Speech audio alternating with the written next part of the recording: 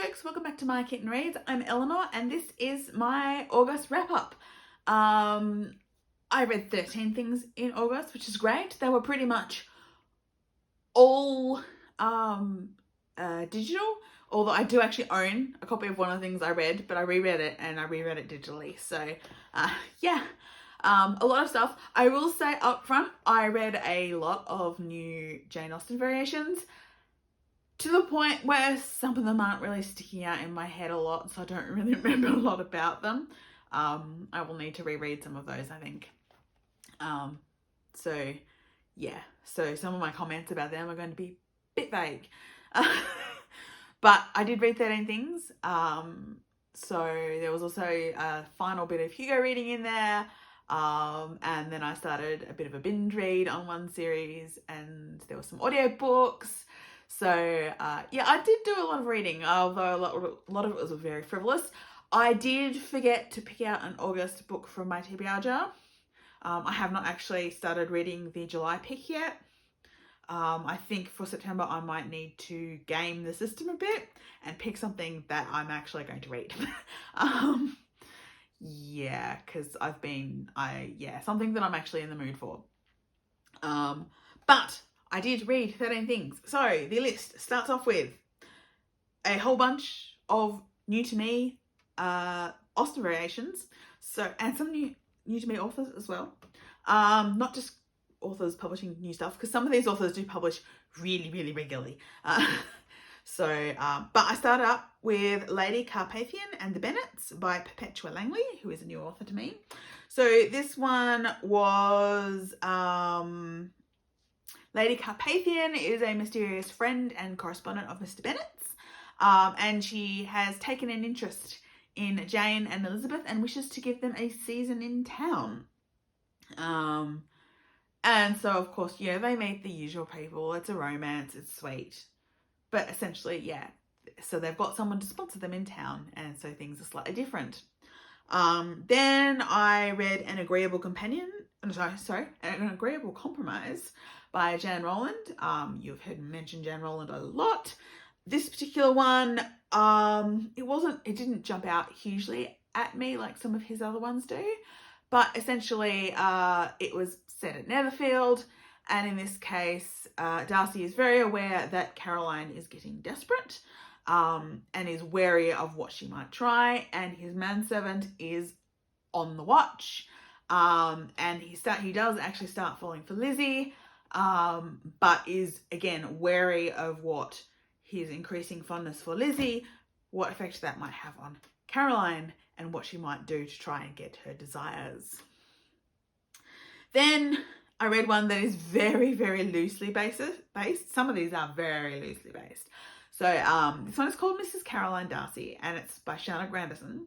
This one I do remember quite well. So yeah, and you've probably heard me mention Shanna Grandison before. I read a lot of hers.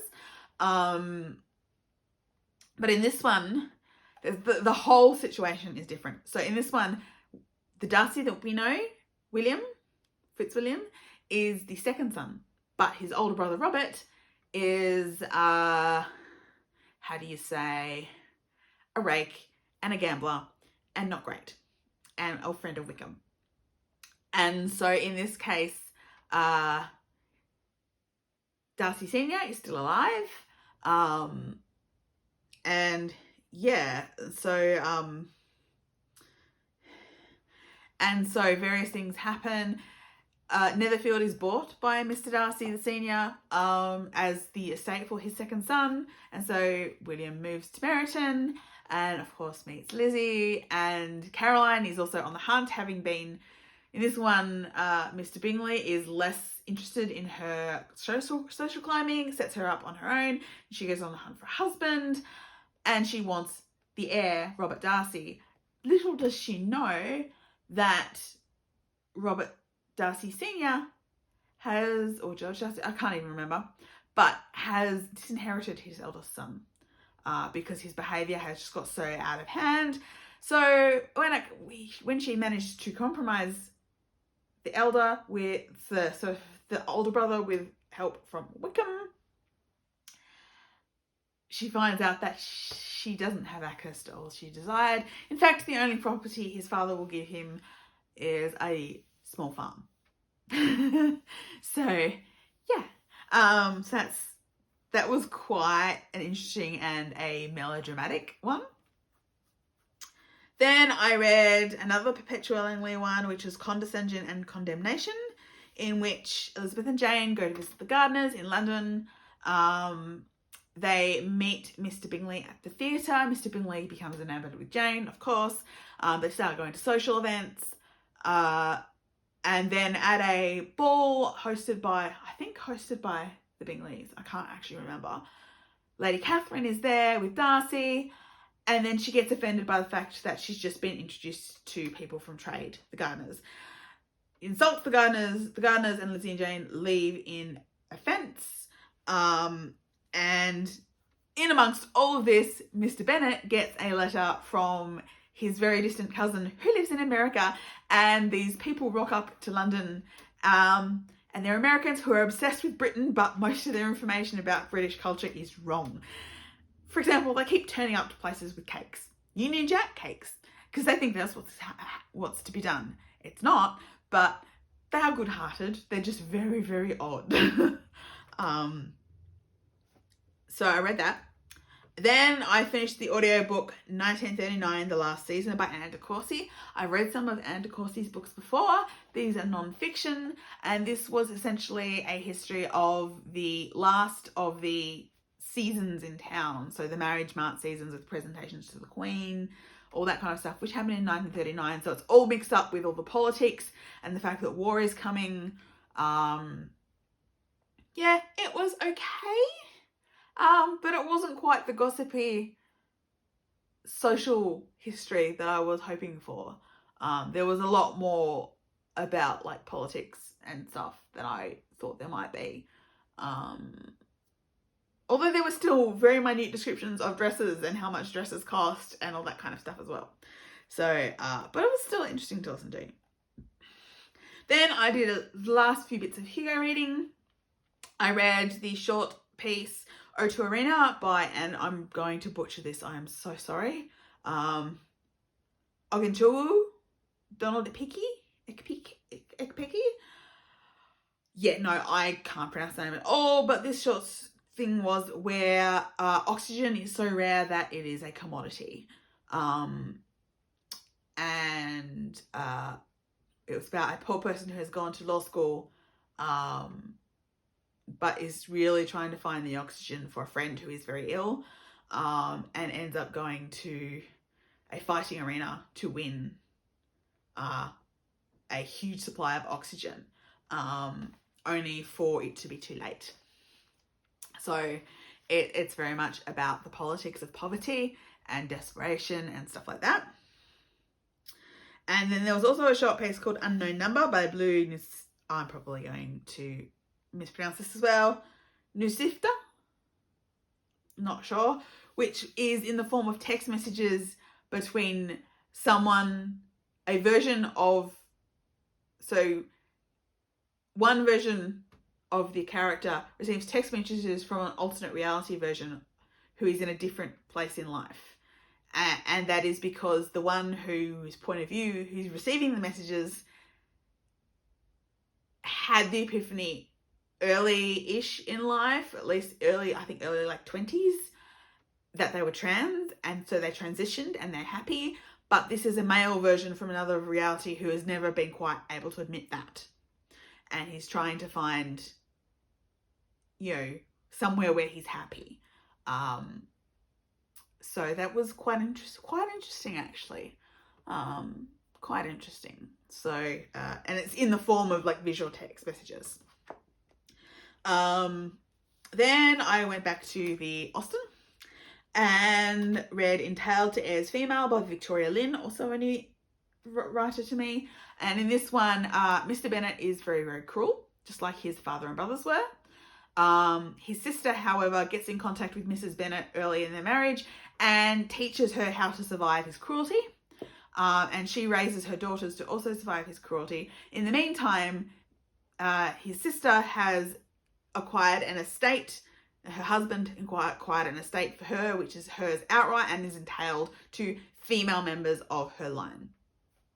So that there is a safe place when that they can go once Mr. Bennet dies.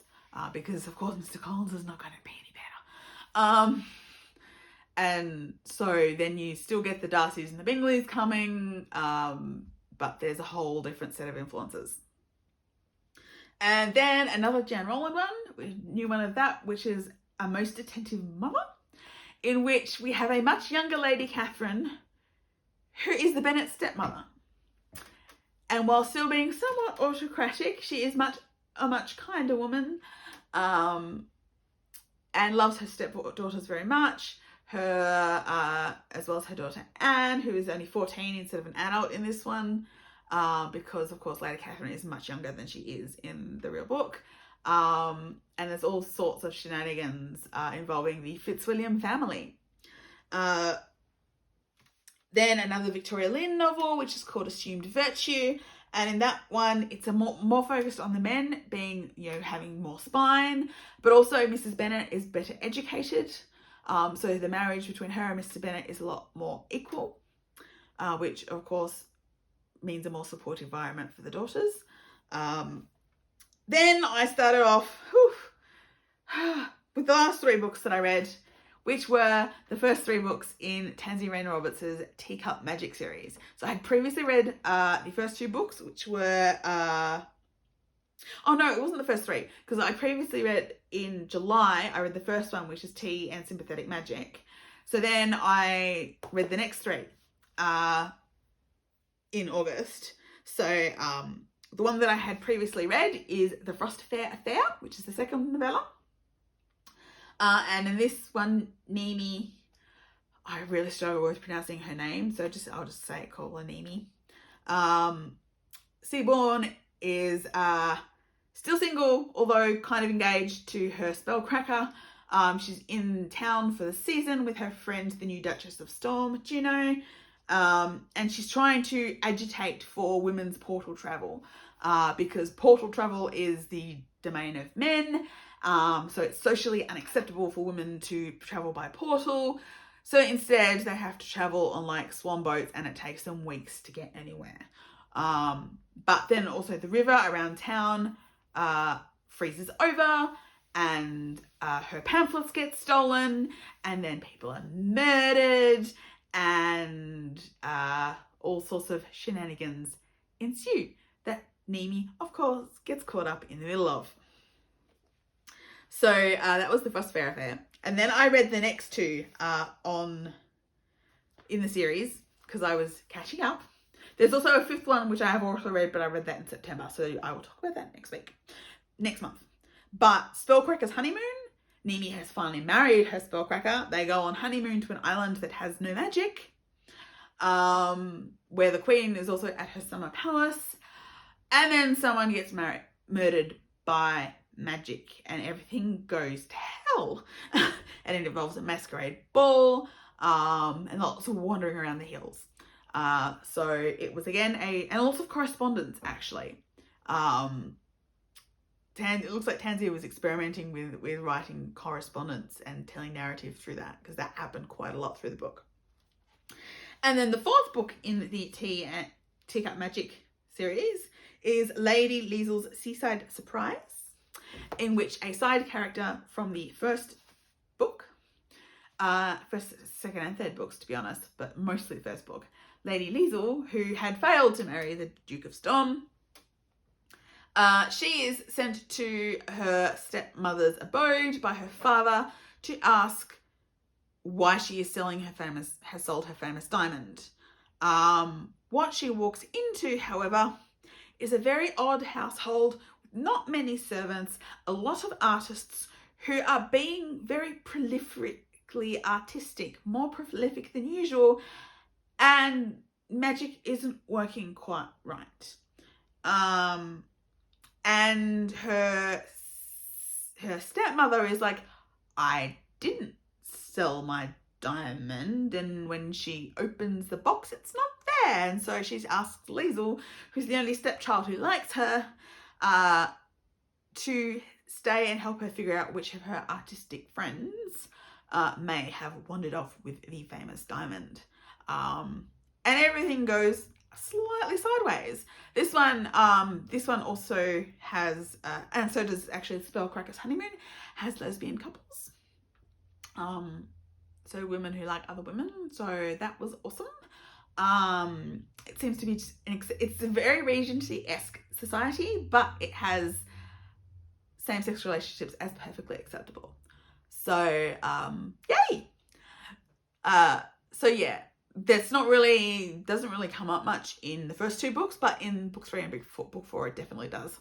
So yeah, they're on my list as queer books for the month. So yes, that was the 13 things that I read in August. I've already got myself off to a good start in September. I have an essay due this week, which I really need to get back to working on. But after that, I have a couple of weeks off from university.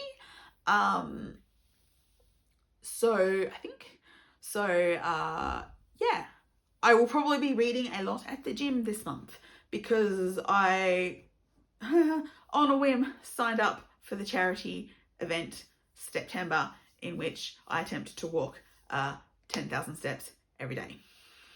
So there will, particularly on work from home days, there will probably be a lot of treadmill at the gym after work.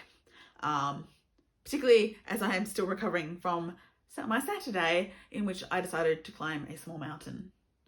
Won't be doing that again. Legs still hurt. Not great. But yes, those are the books, the 13 books that I read in August. It was quite a fun month, even if I can't actually remember it all. But yes, that was my August. Always happy to discuss books in the comments. Feel free to like and subscribe to my channel, and I will see you all again really soon.